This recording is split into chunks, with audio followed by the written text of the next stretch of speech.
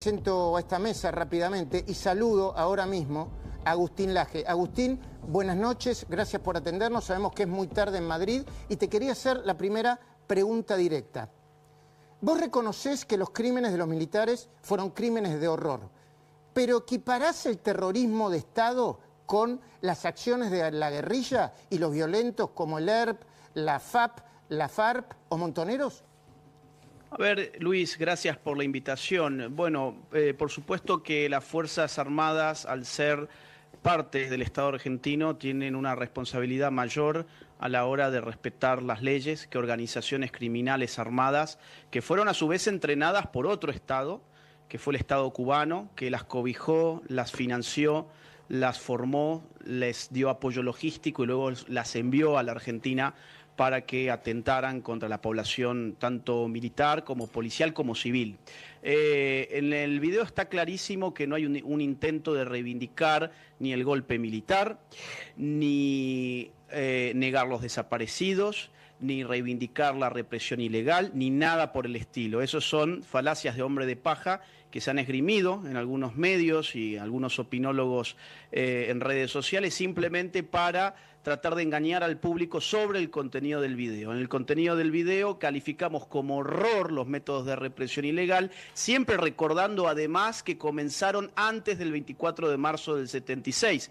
Cosa que habitualmente no se sabe, que por ejemplo hubo 1.169 desaparecidos antes del 24 de marzo del 76 y que estaban relacionados con la represión ilegal y los métodos ilegales impulsados por el gobierno peronista democráticamente elegido anterior a la fecha del golpe de Estado. Claro, como la responsabilidad en estos casos es de la clase política, todos silenciaron esa parte de la historia para no pagar las cuentas, para no rendir las cuentas. Pero redondeando el punto, no intentamos en ningún momento ni equiparar ni negar los horrores de la dictadura, simplemente estamos buscando un equilibrio histórico, de iluminar zonas de la historia que han estado oscurecidas en las últimas dos décadas con el objetivo de apuntalar un discurso político que estuvo en el corazón del kirchnerismo. Mis compañeros de Hora Plager, Horacio Cava, Luis Gasulla, Nico Pizzi, Silvina Martínez, que por cierto me está diciendo que la decisión del gobierno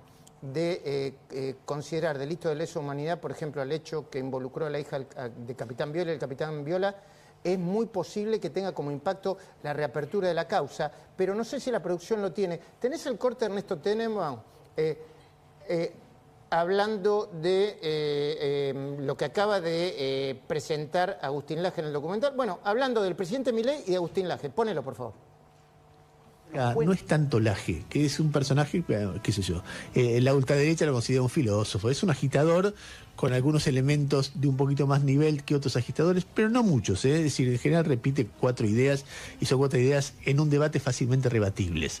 Lo que pasa es que, y muy expuesto, la verdad que queda muy expuesto en el video de hoy, él y Milei, porque muestra lo que son, muestra gente que ante la tortura, ante los cadáveres al mar, ante las desapariciones de personas, ante el sufrimiento humano, no tiene ningún tipo de sensibilidad. ¿Qué tenés para decir, Agustín Laje, sobre lo que acaba de decir nuestro colega Ernesto Tenenbaum?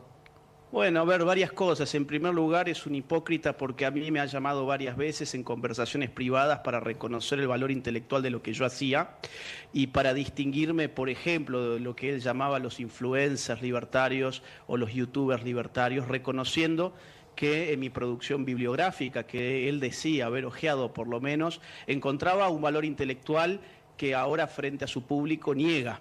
Entonces, de hecho, en su única entrevista que me hizo en radio hace aproximadamente un año, pudimos conversar alrededor de media hora, si mal no recuerdo, 40 minutos, y eso que hoy dice que es muy fácil de refutar todas mis posiciones, bueno, llamativamente en su entrevista no se dieron las cosas como él ahora dice y supone tanta facilidad. Por otro lado, nos adjudica una falta de sensibilidad, es exactamente lo contrario.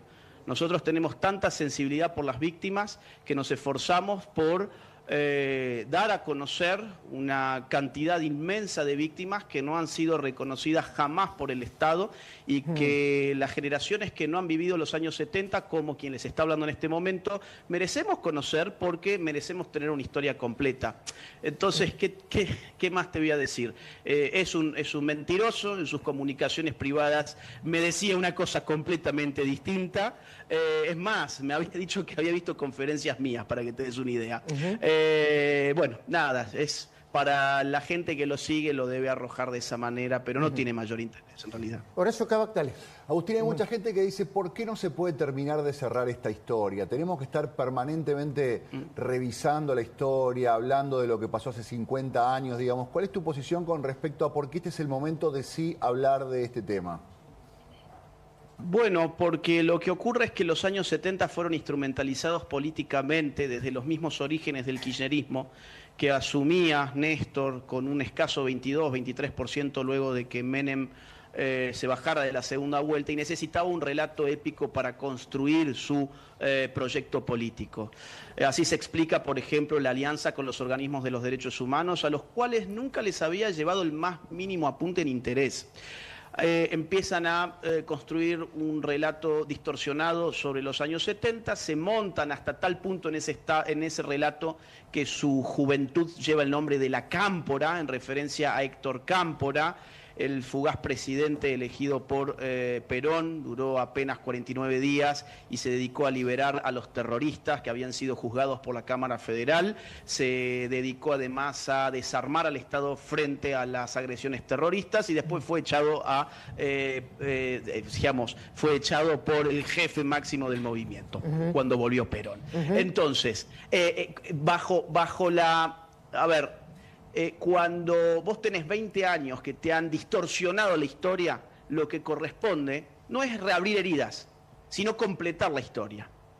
Vos fijate que de nuestro lado nadie está, digamos, dando un mensaje de odio, todo lo contrario.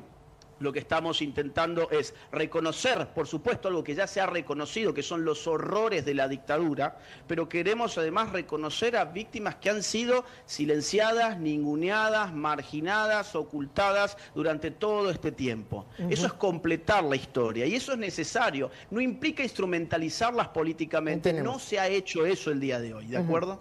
Débora, dale. Sí, Laje, le quería preguntar, buenas noches, respecto de este anuncio que hizo el gobierno de desclasificar archivos de inteligencia, porque desde 1983 todos los pedidos que se ha hecho a la CIDE en relación con estos archivos fueron respondidos e incluso mucha de esa información se utilizó durante los juicios, ¿no? de lesa humanidad, por lesa humanidad. Por lo que usted sabe o la información que circula, lo que pareciera ahora que el gobierno intenta es mostrar precisamente archivos que estén vinculados con los crímenes de la guerrilla, de organizaciones guerrilleras como ERP o Montoneros. Bueno, a ver, sería interesante abrir todos los archivos de los años 70 en general, sean perjudiciales para un bando o para el otro bando. La sociedad civil tiene derecho a conocer qué ocurrió en los años 70 de manera integral y esos archivos no pueden permanecer cerrados. A mí me daba la impresión de que esta medida, que tendría que ponernos contentos a todos, hubo un sector importante de la opinión pública que no se sintió demasiado contenta con esto. Esperaban otra cosa de la caricatura que hacen de un Milei pro dictadura que en realidad nunca existió. Entonces yo creo que ahí se encontrarán cosas que comprometan a los dos bandos que hemos mencionado, pero también ojalá cosas que comprometan a un bando del cual jamás hemos mencionado nada, que es la clase política de la época. Clase política que tiene una enorme responsabilidad en la tragedia que vivió la Argentina. Claro. Por poner algunos datos. A ver, el plan de exterminio, de represión ilegal, que involucró, por ejemplo, la técnica de desaparición forzada de personas, ya lo dijimos, se diseñó y se implementó antes del 24 de marzo del 76. Luego del golpe se intensificó esa práctica. Además, tenemos casos vinculados a AAA, secuestros de personas, ejecuciones, asesinatos irregulares.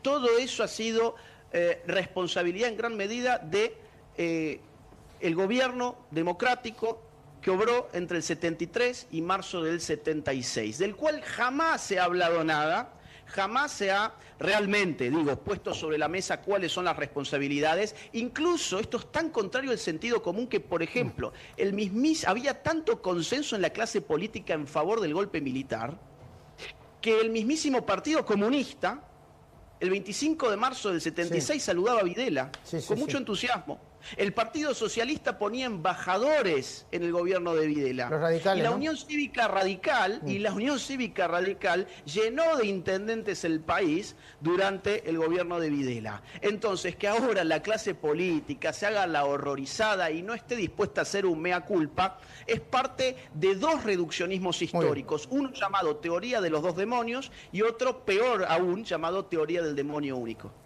Agustín Laje, gracias por atendernos. Interesante seguir debatiendo sobre estos temas. Hay quienes dicen que ya es demasiado, otros dicen no. Pongamos todos los datos sobre la mesa, no los que durante muchos años pusieron una parte, los que defendían una parte de la historia y otros no. Gracias. En un ratito más. A ustedes, gracias. Muy bien.